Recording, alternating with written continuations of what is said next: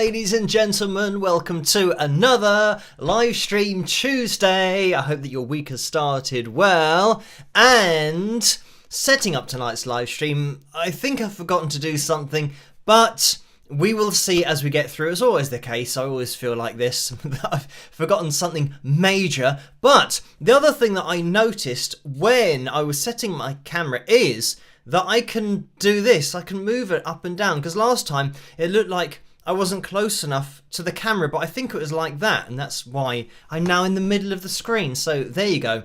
You learn, or I learn, a new thing every day with my own equipment that I use literally every day for multiple hours. But anyway, hello you guys in the live chat room. Thank you for joining me. We have Vera, Mark, Laurie, Muriel, Joy, Ginny, Cathonia, Love Out Loud, S. Montgomery, Tammy, Terry, Ro, Joe, Debbie, Laura, Cindy. That almost sounded a bit like rapping there. Dawn, Billy, Deborah, Bob's in there as well. Lara, Debbie, Christine, Kathy, Michael, Bob, who I might have already mentioned. Thank you for joining me tonight. And Barbara goes through saying purple lights.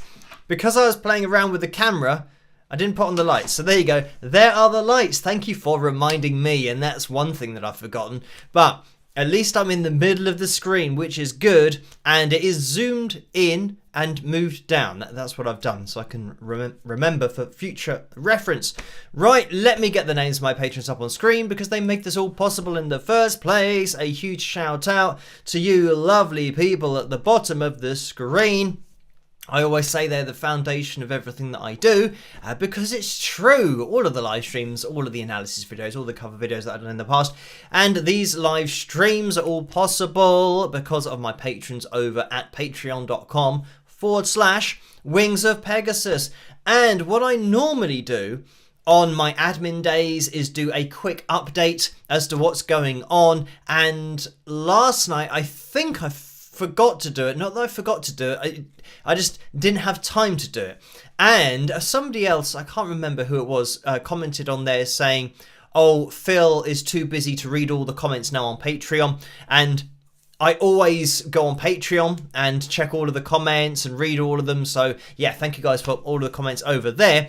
And on this particular case, I fell asleep while working my way through the comments, because yeah, it's quite busy on the channel at the moment with all of the emails, the messages, the comments, and it just so happened that, yeah, I was getting through them, and then I obviously hit the wall, and then, yeah, had to continue them the next day. So there you go.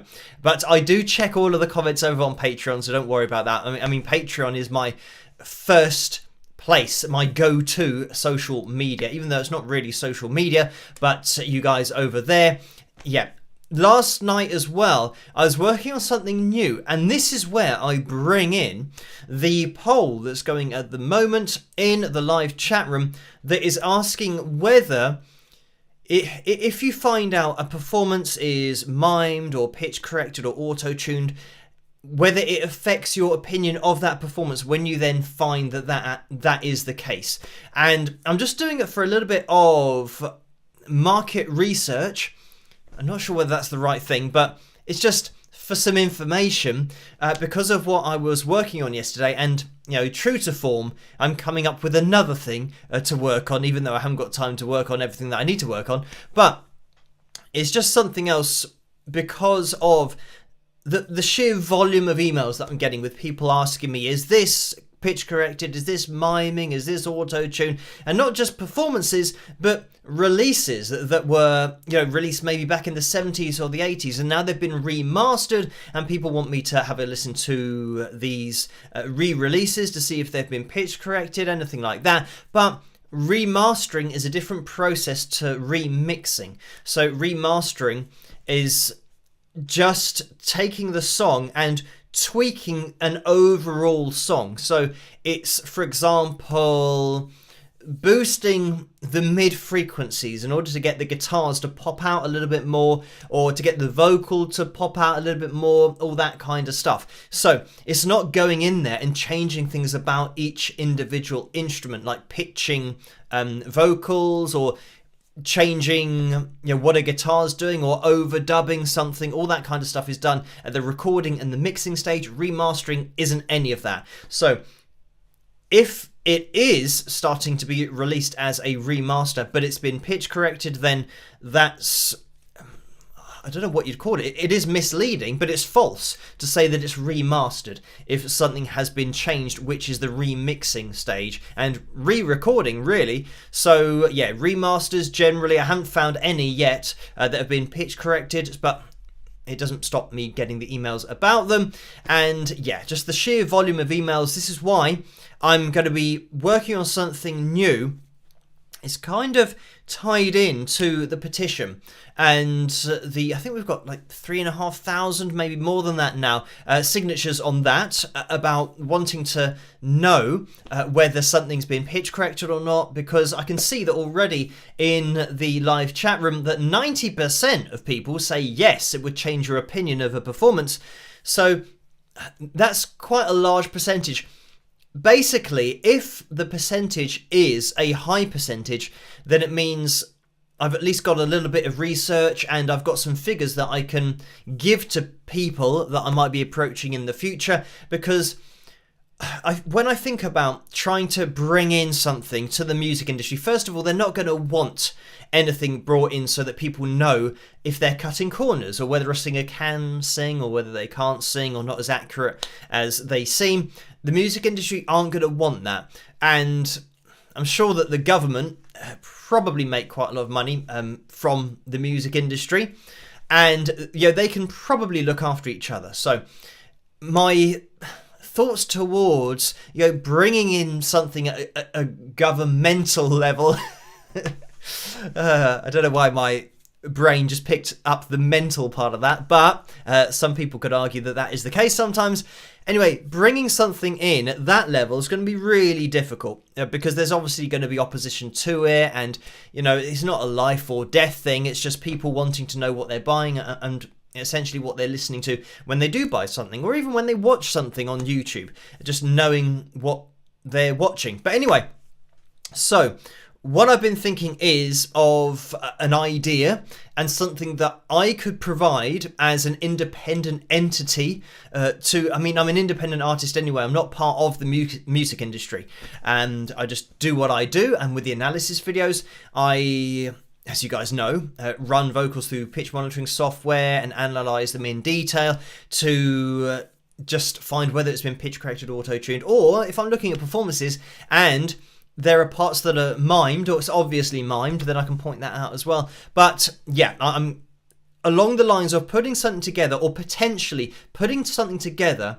that maybe either YouTube channels, TV companies, whoever it may be, even record labels, but I'm not sure that they're going to do it either, or they're going to do it as well as the more independent organizations, but putting together something for organizations which means that they can have some kind of independent verification on performances so that people know what they're listening to and what they're watching. And I don't know whether that would be something that people want to have on, say, for example, a YouTube channel that features live performances, that they have something on there as a label of recognition to say that what you're hearing is exactly what these people, the band, actually produced at the time of this recording. It's not one of those live videos where the live means that they were there. It doesn't mean what you're hearing. So yeah, this is something I'm thinking about potentially I could do, and because of the amount of emails that I'm getting, I could independently verify songs and performances, and not just doing them all for free, which I can't keep up with them now, but doing them for a fee through my website. If people really want to know about a particular performance, then yeah, I can do it, because obviously it's going to take me time to go through the process that I do for the analysis videos, which does take quite a long time. But if I'm not making an analysis video on each one, it means that it will be a quicker process for me to isolate vocals, run it through pitch monitoring software, and just have a look through the whole song, because generally within 2 or 3 seconds you can tell if something's pitch corrected or not. So yeah, that's something that I'm thinking about possibly offering in the future. Like I said, it's probably going to be more of an organizational thing to people that want to have some kind of watermark on performances so people know what they're listening to. But I want to get a lay of the land as to how important it is and how much people's opinions change when they realize what they were watching wasn't what they thought it was, or what they were hearing wasn't what they thought it was. So anyway, the fact that we've got 90% of people saying yes, it's quite a strong case to say to people that, do you realize 90% of, certainly my audience, but maybe this is a general thing, 90% of people want to know what they're listening to, and I think would probably judge a live performance differently if they knew that it was genuinely being performed as you're hearing it. So maybe people that do have that verification might get more of an audience and might get more respect from the audience, and therefore you've now got options as a listener. You can make the decision as to whether you want to listen to this particular vocalist or performance or that particular vocalist or performance, depending on how they are verified and what you're listening to. So it's going to be interesting to find out, but thank you guys for letting me know. So tonight's cover video, we will have a vote for that a little bit later on, but I'm just getting an idea of the numbers for the poll in that live chat room for this particular idea or something that I might be offering in the future to organizations if they want it, so that people eventually, and maybe viewers of the channel, if it does take off and lots of people want to show that they are genuinely doing it on their videos and performances, then there'll be a kind of mark on there that you guys will recognize. But I think it could be a good move just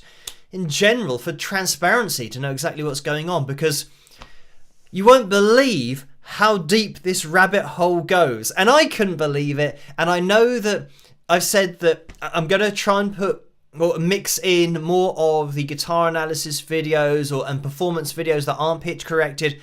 But it seems like every time I do a normal video, there's then another video that is just dug this hole even deeper.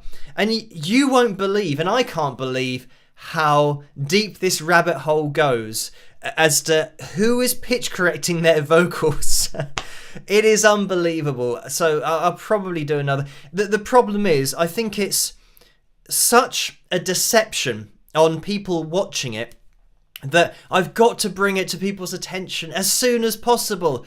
Because, this particular case that I'm looking at, and I won't name any names apart from the video when I will, but thank you for that. Tammy says likeometer. Let me get the likes goal up on screen. We're aiming for a new record again of 410. Last week was 405. So if you can hit that thumbs up, that'd be massively appreciated as you come through the door. Even though I've been chatting for a while, if you could hit that thumbs up, that would be great. We are currently at, I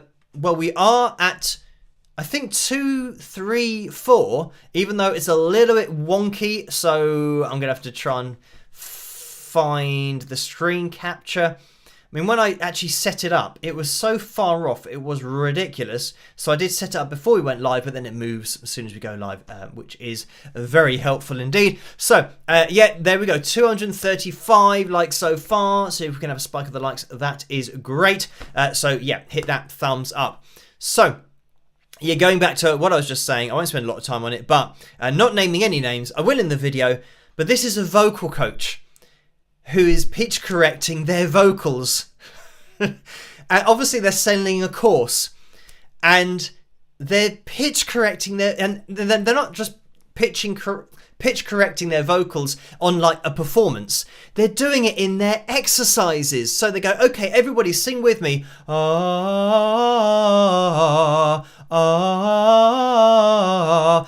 not doing that. They're pre-recording it, pitch correcting their vocals, and then doing it for the whole exercise on multiple exercises.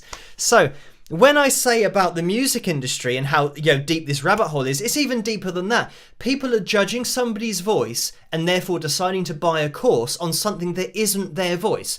The person wanting to get this course will never, ever in their life be able to sing as accurately as this vocal coach, because even the vocal coach can't sing that accurately. And trust me, I've watched enough videos of their performances to see that they can't do it when it's not pitch corrected. So anyway, that's going to be a future video, but again, a really important one that I think that if you're spending money on a vocal course and on a vocal coach, there's got to be the transparency of saying, by the way, what you're hearing in the exercises isn't me singing. That has been corrected. So just so you know that you're never going to be able to attain the level of that I'm giving you as an example, because I have altered it. And you think, why are you altering it?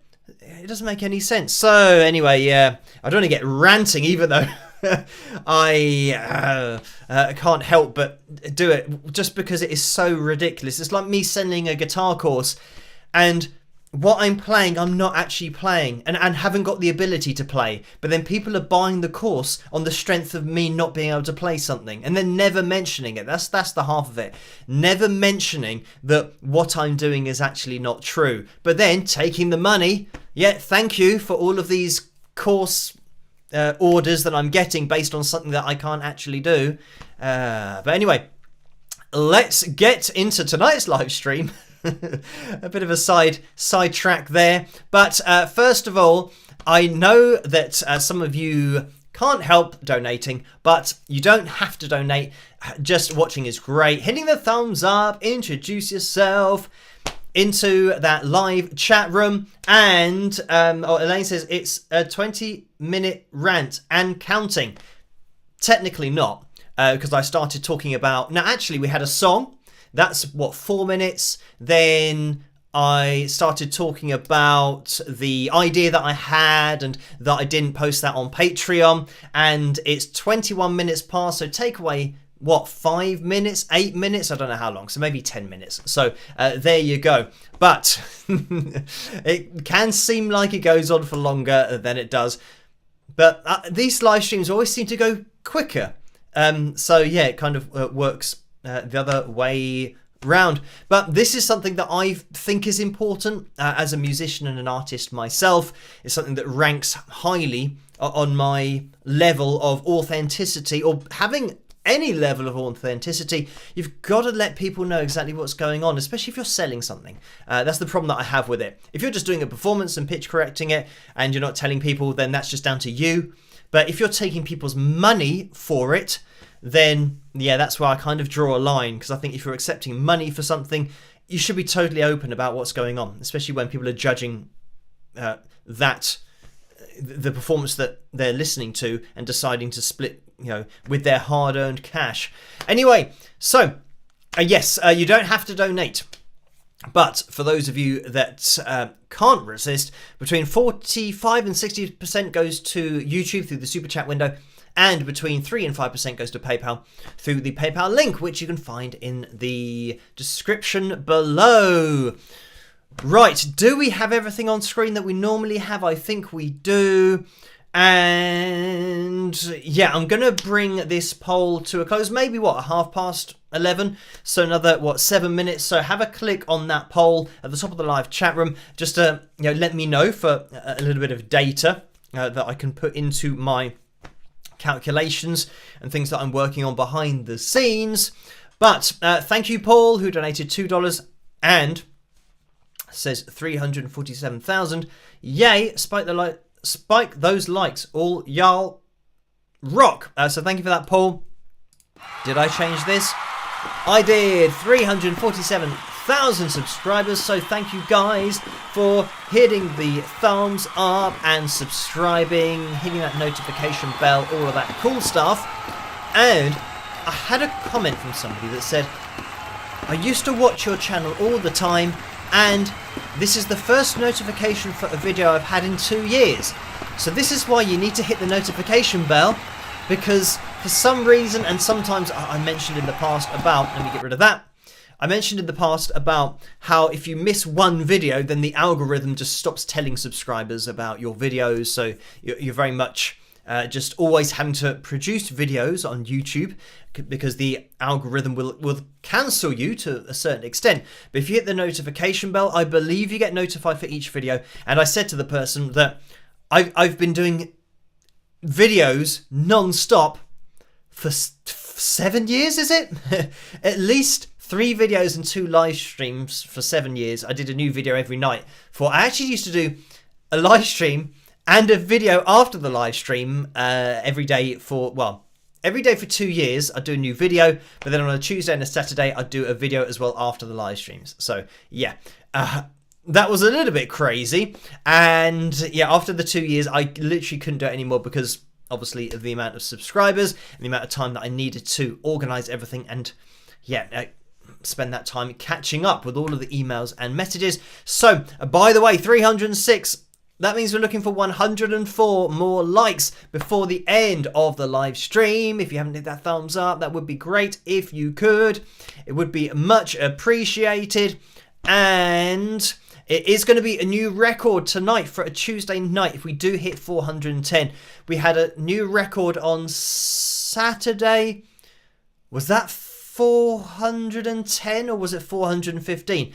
It was something crazy like that. So yeah, we're aiming for new records every single live stream. Of course, at some point we've got to hit that plateau, but we have managed to do it maybe 3 or 4 live streams in a row going from Saturday to Tuesday. So we'll see if we can keep it up. So yeah, if you can hit that thumbs up, that would be great. And that now takes us within 94. So we are getting there. So anyway, yeah, thank you for subscribing, 347,000, and make sure you hit that notification bell, hit the thumbs up. But is the notification bell? I think it's just a picture of a bell rather than a thumbs up. So yeah, hit that bell to get notified for all of the videos. And we will get into the donations that have happened on PayPal as well. So thank you guys for those. But thank you, Paul. And Steve has donated $5 as well. Thank you for that, Steve. The message is, how does the choice of fingers or pick change the way a song sounds when you play it? So thank you for that, Steve. And generally, I mean, when you're playing with your fingers, obviously it's going to give it a softer sound, but you've now got the option to pick other strings without having to move your pick there. So it means that you can follow notes on very quickly from each other if you want to. And I always give the example of playing banjo, even though technically they put finger picks on their fingers so that they have, it's like a little metal nail effectively, so they can pick the strings very quickly indeed. But in terms of how it changes the sound, obviously it sounds softer, but it depends how you use your pick, because I find that using a pick, if I hold it really lightly, I can get a pretty similar sound to playing with my fingers. But I know that a lot of people hold the pick a lot more firmly and might play with thicker picks, and therefore always get an aggressive sound to their picking. But yeah, I tend to, and I know that some people then drop the pick sometimes if they hold it too lightly. But yeah, I've always kind of been able to change playing softly with a pick, and I've never really found the need to have to play with my fingers in order to to get a different sound, because it is so dramatic a sound that I think, oh well, I can't do it with a pick, so I use my fingers. So yeah, I tend to just do it all with a pick and just alter the strength with which I'm holding that pick and go, I sometimes go really light with it, as some people will know with the FilJams at the end of the live streams, I do play quite quiet phrases, that can be really subtle, and if the mix isn't very good, sometimes you won't be able to hear the notes, but I can hear them. So anyway, yeah, playing with fingers, you're going to get a softer sound. The other thing that you can do is get more of a pluck to the string, so you can start to build up tension on the string before plucking it. So it means that you get the, I know that country pickers do this all the time, where you put in a little bit more of an aggressive pick or pluck with the finger, so that it now stands out, so that when you slide up and you maybe go over to the B string with the second finger after the third finger on the G string, you can then give it a little bit more gusto and just get it to stand out a little bit more. So dynamically, that's an advantage that you might get from playing with your fingers, because playing with a pick, getting that grip on it is going to be impossible, because the pick has kind of effectively like a glossy finish. If you're thinking about something that's a matte finish or a glossy finish, I'm trying to say that it slides more easily. So trying to build up pressure on a string, you can't build up the same amount of pressure that you could with a finger grabbing underneath the string and building up the tension and then letting it go. You'll get a kind of slap, you know, like a slap bass kind of sound, an aggressive sound to it. And, you know, that's going to be something that you can achieve with your fingers and not a pick. But anyway, thank you for that, Steve. I don't tend to, play with my fingers very much, apart from when I'm tapping. But obviously that's picking the string first and then using hammer-ons and pull-offs with right hand and left hand. Thank you, Ginny, as well, who has donated $5. And Ginny says, Phil, dumb question. Isn't remastering a song a type of altering a song from the way it once was? Thanks. So thank you for that.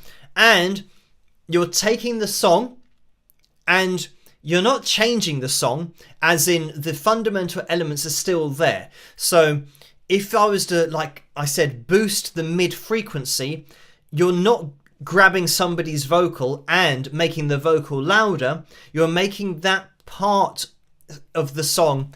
It's going to be difficult to explain mastering in a simple way, but imagine you've got a song and the song just sounds like the song. And in the song, in this collective ball of the song, you've got bass, middle, and treble. So if you boost the bass, it means that the voices don't become any more prominent, but the bass guitar, the foot pedal, become more prominent. So you haven't changed what the bassist is playing or what the drummer's playing. You've changed the overall sound of the song to now sound bassy. If you boost the mids, it means that you've now got a song that's going to have, say for example, guitars and vocals all sit in that same kind of space. So now those will be more prominent than the bass and kind of the top end, the treble. If you just boost the treble, it means that the top end, so like the hi-hat of the drum kit, the crashes, if you've got a singer who sings high notes, those notes, they're now going to become more prominent. But we're not changing what the drummer played, we're not changing what the singer sang or how accurate they were at singing the notes. You're just boosting a particular part of the song, and that's what mastering and remastering is doing, is boosting or cutting particular frequencies in this sound, in this noise. You can't go in and change anything that's been played.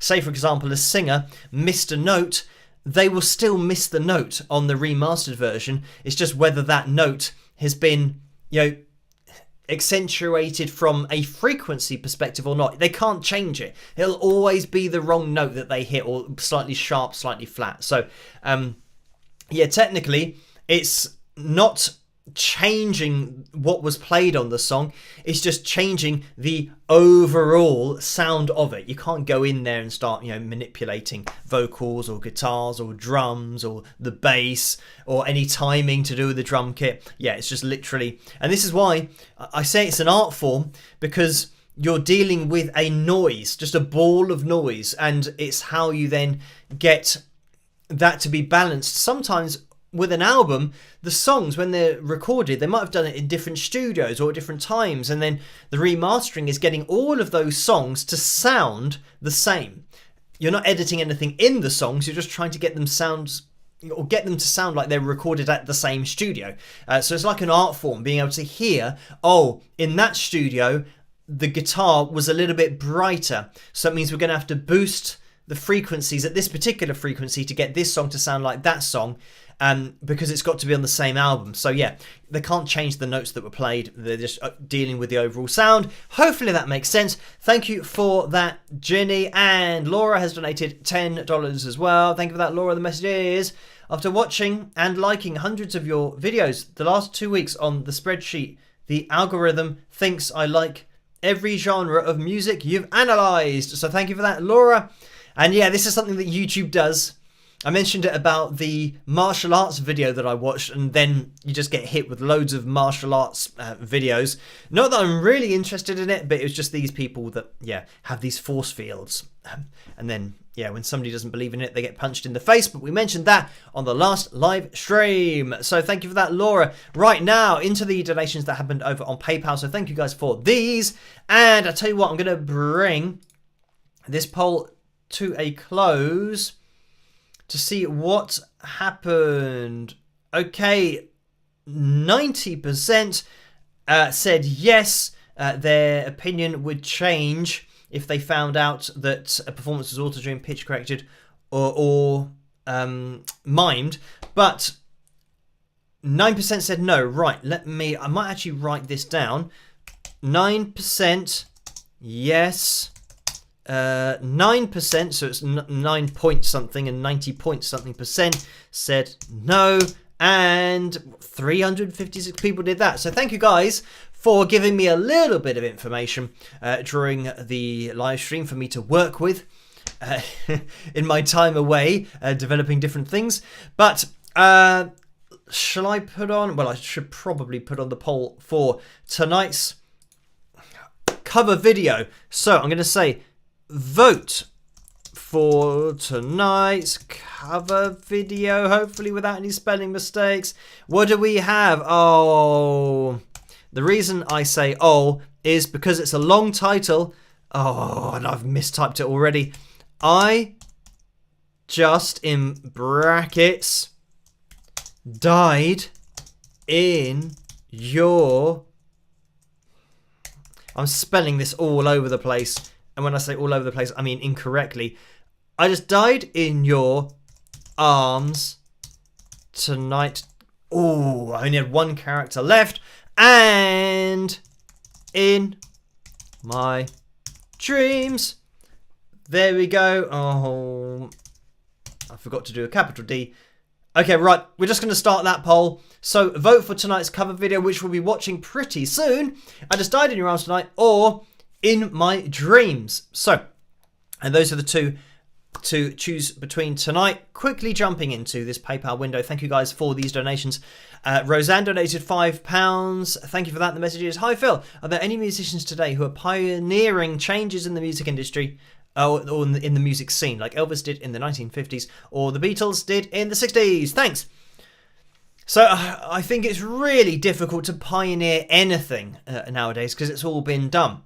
So, I mean, pretty much week by week, back in, the 50s and the 60s and the 70s, as technology advanced, there were things that were being done, week on week, that were different, and different techniques are being used in the studio. And then when you get into the 90s, and then we did have auto-tune and pitch correction taking over quite a lot, then in the noughties, and up until now, really, it means pioneering is really difficult.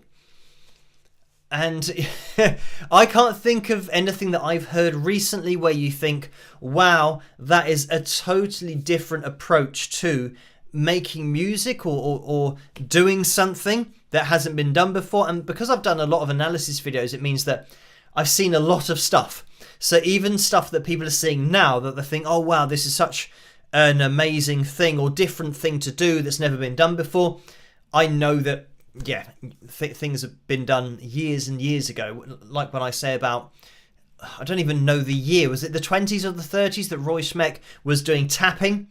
1920s, 1930s. So people that thought were new techniques in the 70s and the 80s have been around for a very long time. But then it's just taking that technique and then putting your stamp on it, and that's what Eddie Van Halen did. He totally transformed it into something that now with the technology could be changed and really made his own. Because of having an electric guitar, it now means that having distortion, you get more sound from a hammer-on than you used to. So, I think Roy used to do it on his ukulele. He used to tap onto it, but of course, the sound on the ukulele is going to be really difficult to get a loud noise from hammer-ons and pull-offs. But then when Eddie Van Halen did it, he had all of the distortion and sustain, so it really did stand out a lot more, and you could take that technique and run with it and totally take it to a totally new level because of that technology. But as for pioneering changes like now,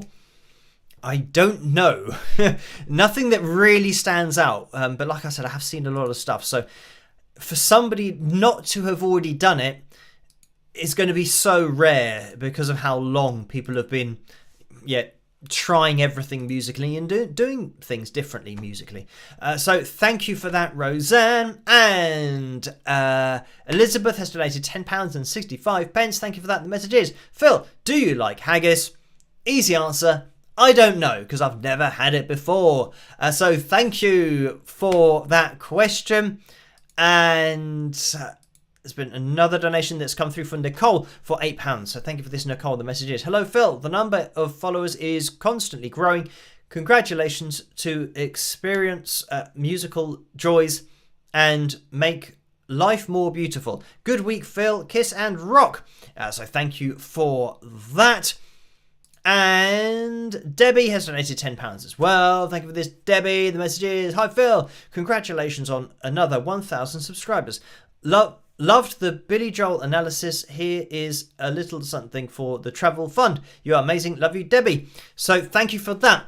As I mentioned in the last live stream, I'll keep you guys up to date over on Patreon as to whether something's going to happen later in the year with Taj over in the USA for a performance. But yeah, at the moment, we still haven't organised anything. So it might be something that we can have a chat about later this week. So yeah, I'll keep you guys in the loop about that. So it means that if it does happen, then I will have the donations for the Cross the Pond fund that I used to get. I can use those in order to literally cross the pond for that, if it happens, but nothing's been organised yet to any extent. So I'll let you guys know as soon as I know. So thank you for that, Debbie.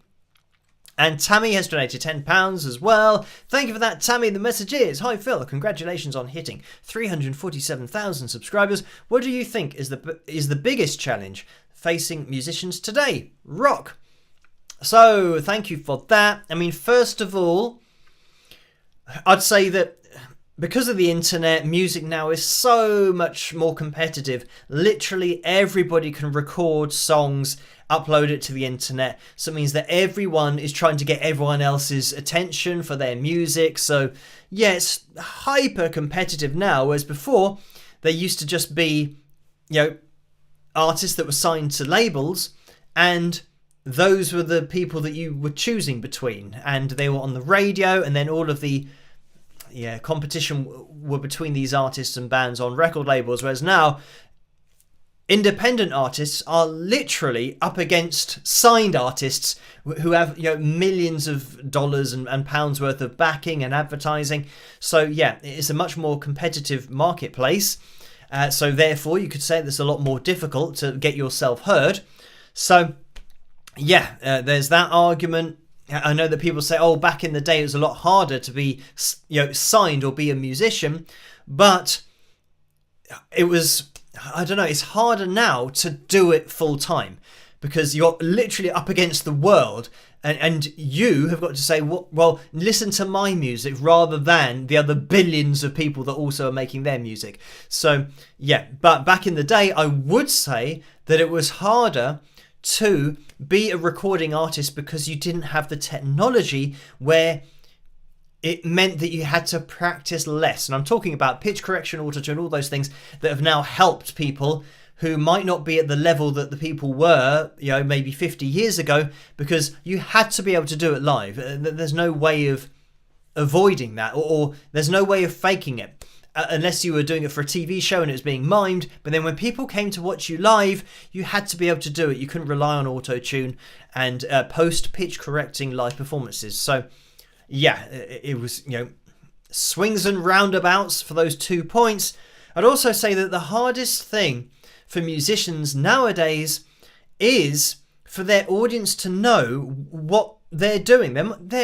There must be, and I'm sure that there are loads of genuine artists who are singing and who are really good at singing, but they are put in with other people that are singing but are using technology in order to make their voice sound better and more accurate than it actually is. So that's another problem, that trying to get your vocals judged for what they are and having them judged against another vocalist who is using pitch correction. Some people say, oh, I like your vocals, but you're not as accurate as this singer, and I really like this other person's voice because they're so accurate, they just nail every single performance. But then the person who doesn't use pitch correction will say, well, I'm actually singing. I'm doing it. This is my voice. The other person, the reason they never miss a note is because they're literally dragging their voice to the notes. So they physically cannot miss a note. It's literally impossible because they are making sure they're over the lines all the time. So that's another problem, a massive challenge, that if you are genuinely a great singer now and you are really accurate pitch-wise, the audience doesn't know the difference between that and somebody who isn't as accurate but then gets pitch corrected. But yeah, this is what I'm here for on the videos when I point them out, so you guys know when somebody's just a great singer and when somebody's pitch correcting their vocals on a performance or a song. So thank you for that. Tammy Lynn has donated £56.84. So thank you for that, Lynn. And the message is, Phil, thanks for shedding light on the use of pitch correction by the music industry. Appreciate you taking up the battle for integrity / honesty in an industry not known for to have integrity or honesty. So yes, thank you for that. I mean, it is an industry-wide problem, and I've mentioned about the X Factor and The Voice and TV shows that are pitch correcting performances and auditions. So yeah, it is really a mainstream industry thing, unfortunately, that's just absolutely rife. Dave has donated £15.16. So thank you for that, Dave. And that is a straight up donation. So we are going to be getting into the cover video for tonight soon. We've got Troll Corner. Thank you for that, Ro, for reminding me. And I've got this on my phone. I did say that we'd do Troll Corner on the last live stream, but yeah, we didn't have time to do it. So I said that I'd do it on this live stream. So let's click on that and this. Right. Now let's get Mr. Troll up on screen. Now I'll see you guys in a second. Oh, hello.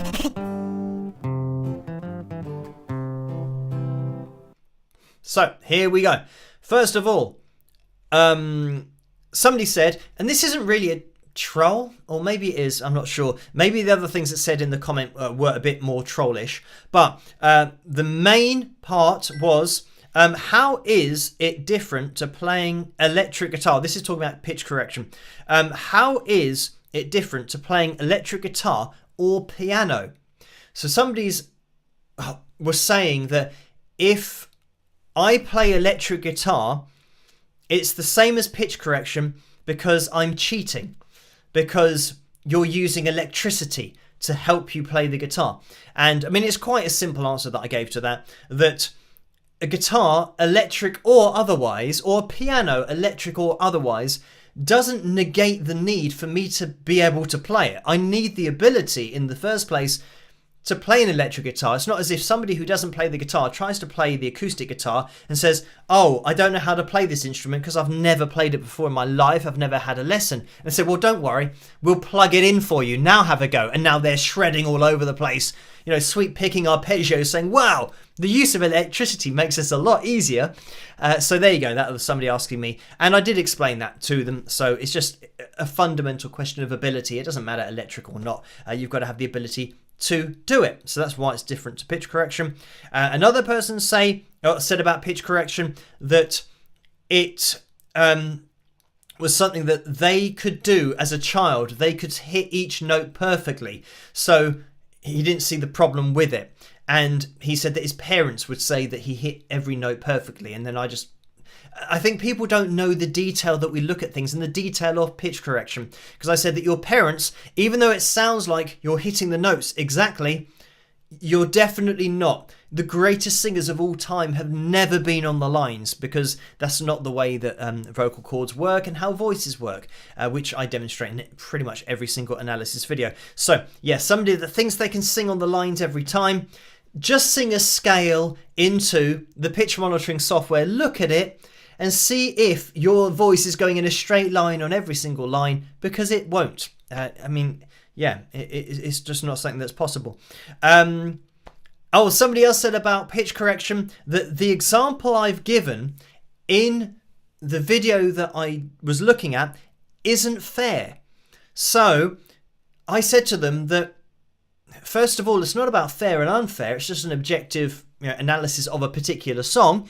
And if it's not fair, that means that there's some kind of bias. And I did say that music isn't a competition anyway, it's an art form, so it isn't fair or not fair. I've just been shown something and I'm judging whether it's pitch corrected or not. It's not a case of fair or not. So the fact that the person said, oh, what you're looking at isn't fair, it means that I think that's just a fundamental problem that they've got with me pointing out pitch correction for a particular artist or a particular song, because they don't like the fact that I'm pointing it out. But it's purely objective. There's, it's literally, it couldn't be further away from fair or unfair. It's taking a vocal, analysing it, and then saying what it is. So there's that.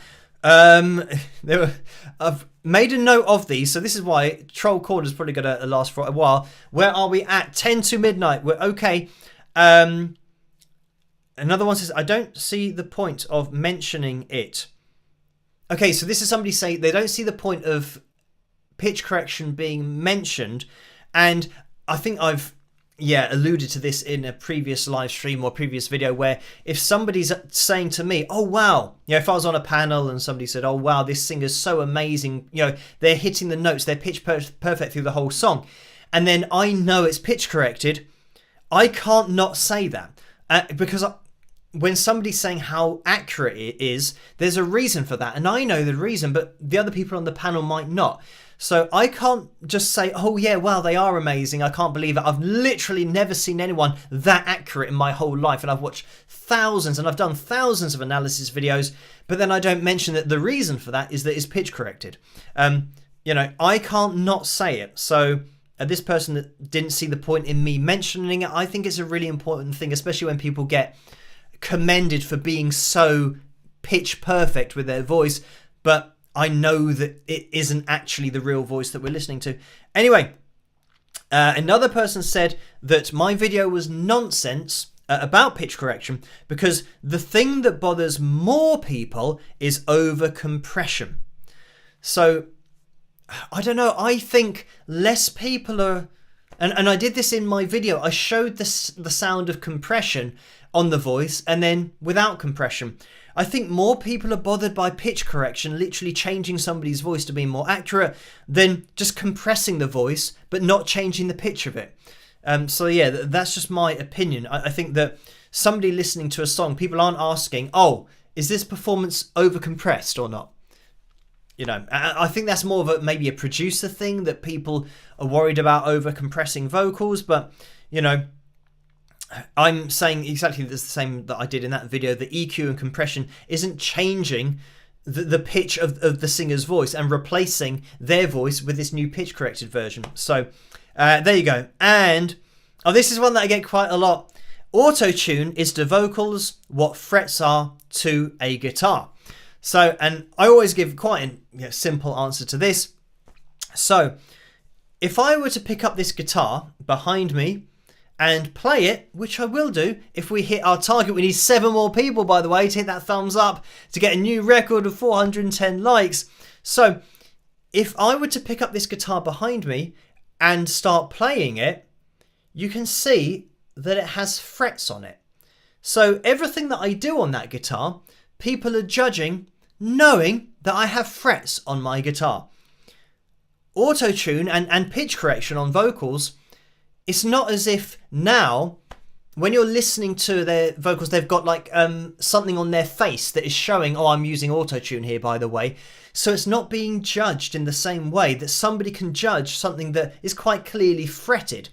And if you don't know, frets show you where the notes are. It's like having, keys on a keyboard.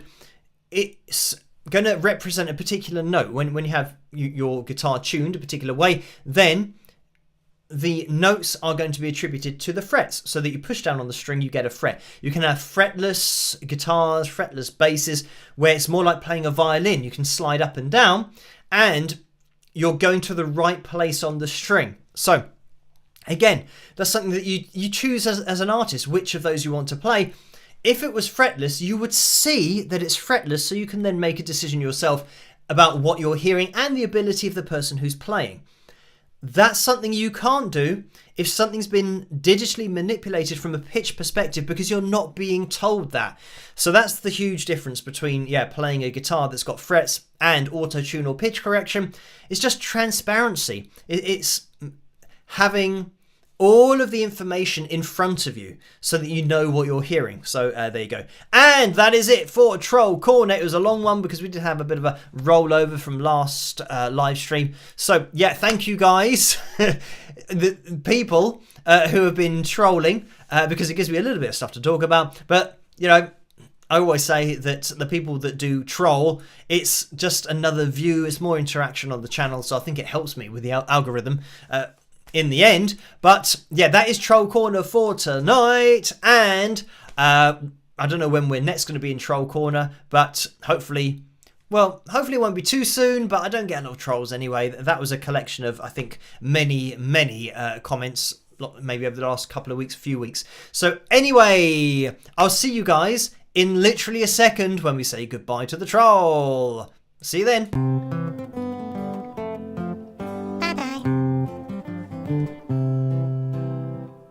And here we are again. So let's jump into tonight's cover video. And we have hit the likes target for tonight. So thank you guys for hitting that thumbs up and getting a new record for Tuesday night. When are these records going to end? I shouldn't have said that, because probably at the next live stream. So anyway, the next live stream is Saturday night, and we'll be going for another record then. And so if you could join me, that would be great, because we'll need every single thumbs up we can get. But we are going to be jumping into tonight's cover video, and it was a short vote for tonight, but 209 people have voted, and it was close. 51% said they want to hear I Just Died in Your Arms Tonight, my version of it, of course, the Cutting Crew classic. And we will be jumping into Picture Corner briefly after this as well. And then we have a FilJam, which I will have to check how long that is going to be to see if we can actually fit it in. We should be able to. We've still got 20 minutes left. So let's jump into this. I hope you guys enjoy it, and I'll see you after. Rock!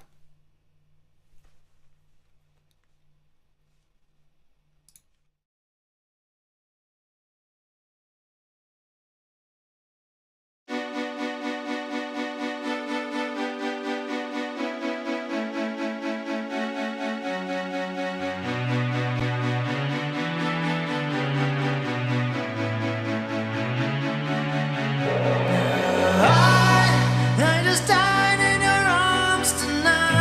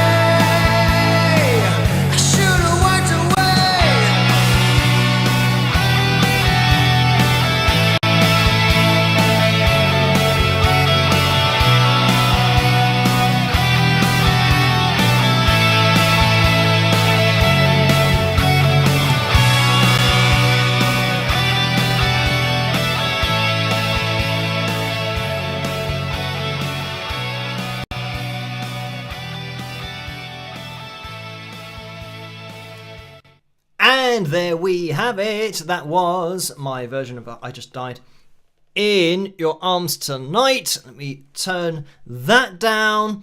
And I was just getting a repeat of my voice for some reason there. Right, there have been some other donations, so I'll quickly get into these because the FilJam for tonight is going to be 10 minutes, I think Joe said. So I have the message over here. 9 minutes 46 to be exact. So that is going to be a long one. We still have picture corner to get through, but just a couple of pictures in there. And let me just get through these donations. Elaine has donated $5. Thank you for that, Elaine.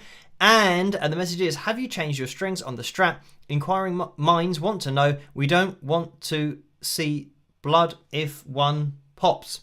So thank you for that. And no, and here's the proof. I mean, you won't be able to hear it because I haven't turned on the mic, but my intonation is absolutely laughable, which means that, yeah, you can take this into consideration when I'm doing the FilJam, that I'm having to bend my high E string to get it to sound in tune with the rest of the strings. So, thank you for that, Elaine. And Val has donated £10 as well. Thank you for that, Val. The message is, hi, Phil.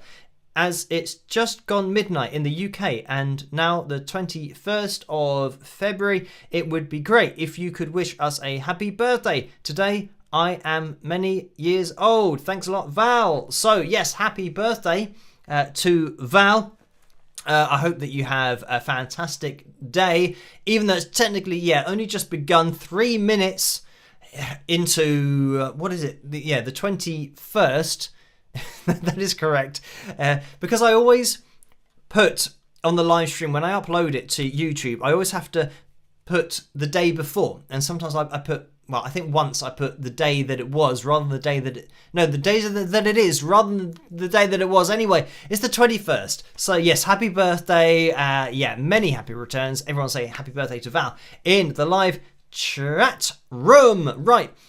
Now, Picture Corner. Let's get into that. And that's hopefully the right button that I've clicked on. It's always a bit random as to where it shows this on the screen. So let's see where it appears. Here we go. Oh, it's perfectly centralized. That usually doesn't happen. So this is Dawn who has sent in this picture. Thank you for this one, Dawn. And the message, let me just jump over to Facebook to grab the message with this. The message is, and there's another picture after this, but the message is pictures from Mad Monster Party in Concord, North Carolina. It says NC. I think that's correct. The first is with John Christ, ex-Danzig guitarist. I think we have the same hair colour. Haha. The second is with John Schneider. And let me now go to the second one. Here we go. And the message continues. Very different genres, both incredibly nice guys. So thank you for that, Dawn. And if you guys, you can see that Dawn has on the Wings of Pegasus hoodie there. If you guys want to take any pictures of you modelling any of the merchandise, then you can do. If you're a Facebook user, head over to the Wings of Pegasus supporters group over on Facebook, which is where Laura sends me these pictures from. So thank you, Laura, for linking me to the pictures, and Dawn for sending those in. And that is Picture Corner for tonight. And by the way, if you want to get your hands on any of the merchandise, there's a tray underneath this video. Click on anything, it'll take you through to the spring.com store. If you don't have a tray underneath this video, then you can click on the link in the description below, which has the spring.com store in there as well. So quickly, let me just jump into the PayPal donations. And Cynthia donated £3.47. So thank you for that. And the message is, hello there, Phil. I recently saw a Randy Rhoads video about his tragic passing, which I'd forgotten all about. Many of the commenters said it's really between Randy Rhoads and Eddie Van Halen as the most talented guitarist. Thoughts?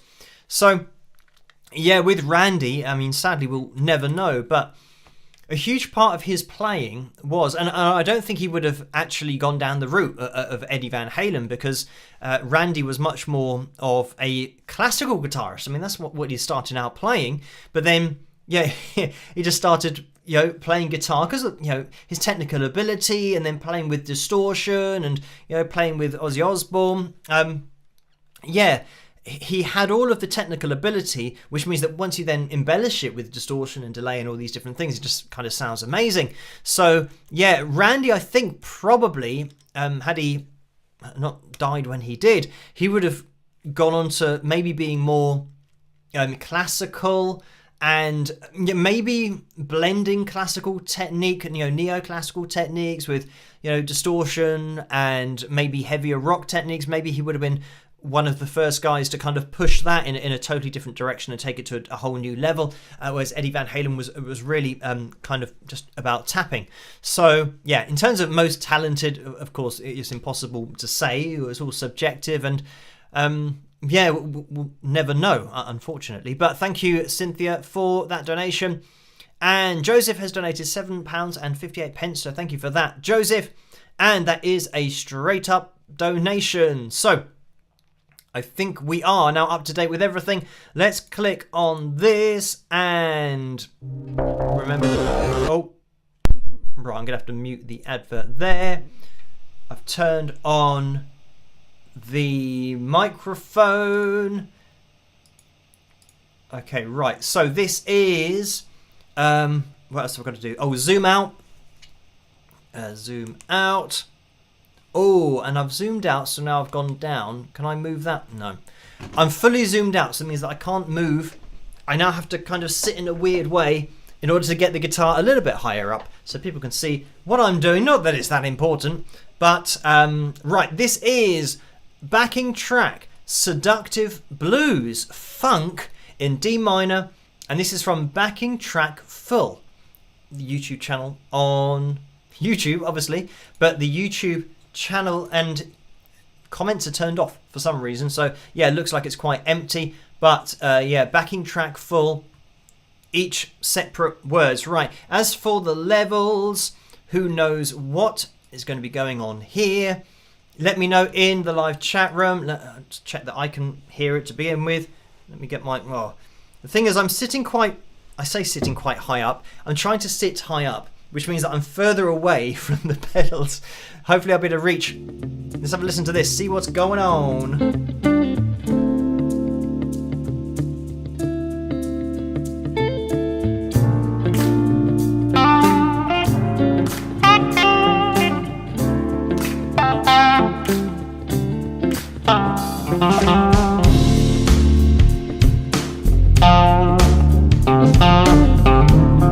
So can you hear this?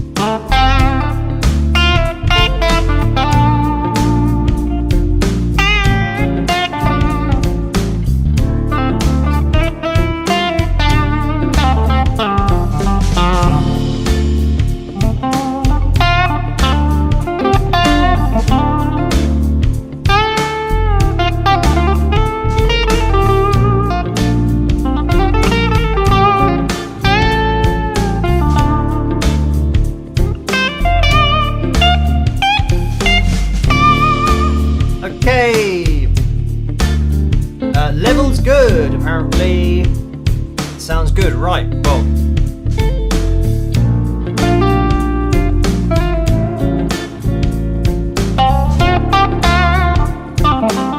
Kevin says, needs more cowbell. Everything does, technically.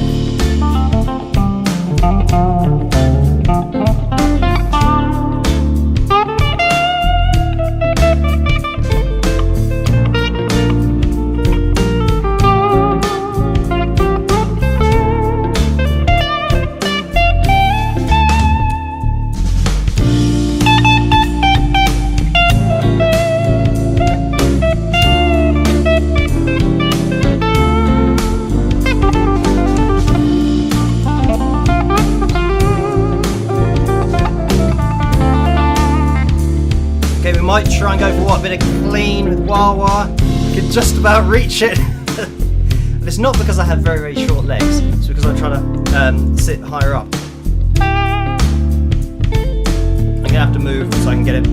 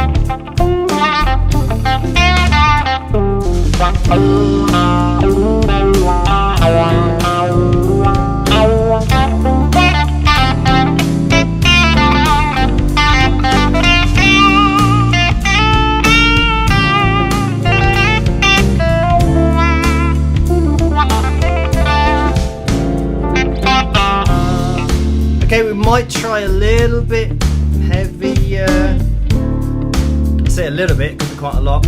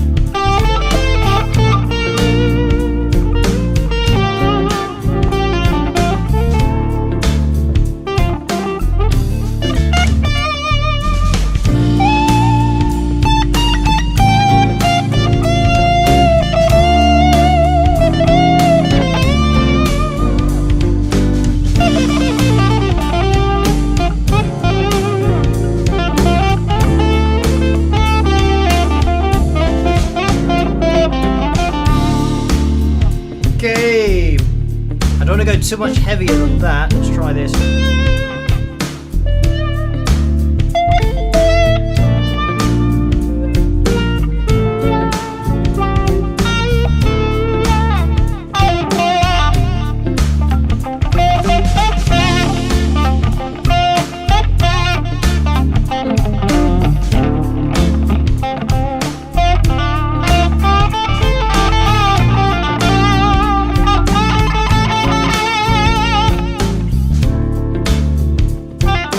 A little bit too aggressive with the sound, I think.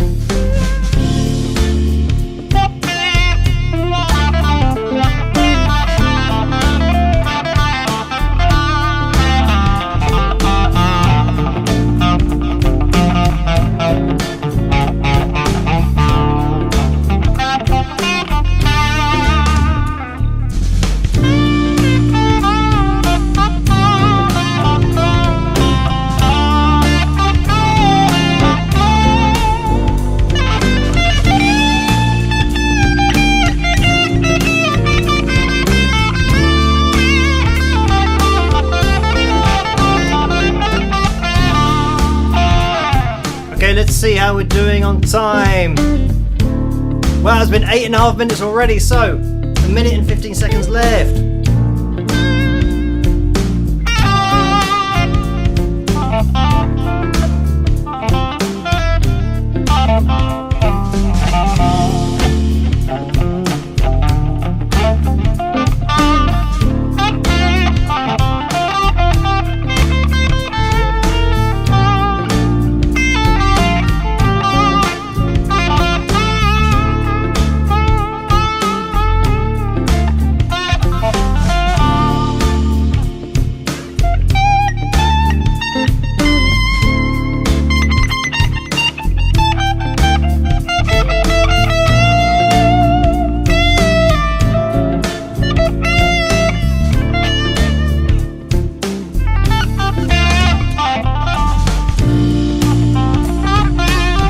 Pictures have come up.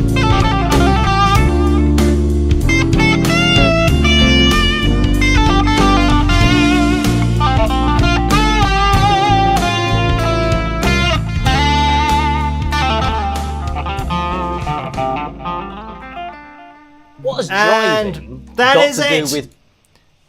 Slow kind of fade out ending, so not a lot I could have done with that apart from get lighter with the pick. This is something that I mentioned earlier. So, yeah, with the playing there, actually getting, let me try and make this a little bit more relevant.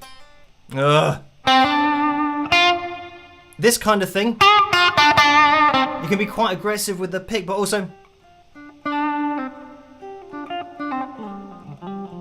you know, if you pick really lightly, then you can get that kind of change in dynamic and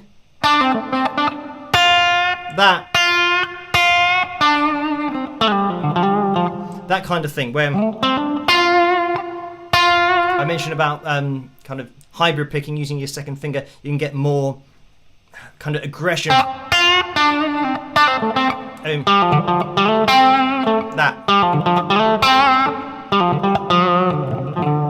That kind of thing. Anyway, that was that. And that was backing track Seductive Blues Funk in D minor from Backing Track Full on YouTube. So that was FilJam number 114. And I just had a donation from Totoro Porco, who's donated $2.79 and says, "Your playing is so expressive tonight." So thank you for that. And yeah, I wasn't doing anything or intentionally trying to be expressive other than singing the notes that I was trying to get through the guitar. But anyway, thank you for that. I'm glad that it sounded okay. And yeah, I mean, the levels is the most difficult bit, I think, to be able to hear the guitar over the top of the backing track. But hopefully it was all right tonight. So we are going to be calling things to a close, 20 past midnight, but thank you guys for hitting that thumbs up and getting us to the new record of 410 for a Tuesday night live stream. I'm going to be here with another video tomorrow night and live streaming on Saturday night, of course. If you guys can join me then, that would be great. That's where I'll be. But yeah, thank you guys for tuning in, and all that's left for me to say is try to stay as safe and as sane as possible in this crazy world in which we live. Have a great rest of your week, and I will catch you guys at the next one. Rock!